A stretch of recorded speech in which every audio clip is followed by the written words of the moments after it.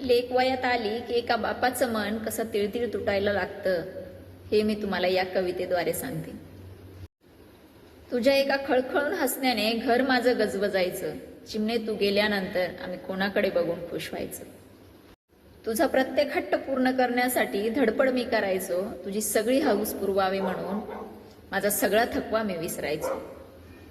कल्पनाही करवत नाही तू आमच्यापासून दूर जाशील. जे घर तुझं हक्काचं होतं त्याच घरासाठी तू उद्या पाहुणे होशील. तुला सुखात ठेवण्यासाठी अतोनात कष्ट करण्याची ताकद आहे माझ्यात, पण तेव्हा कमजोर पडेल मी जेव्हा अश्रू मला दिसतील तुझ्या डोळ्यात. कुठल्याही परिस्थितीत मला तुझा प्रत्येक लाड पुरवायचा आहे.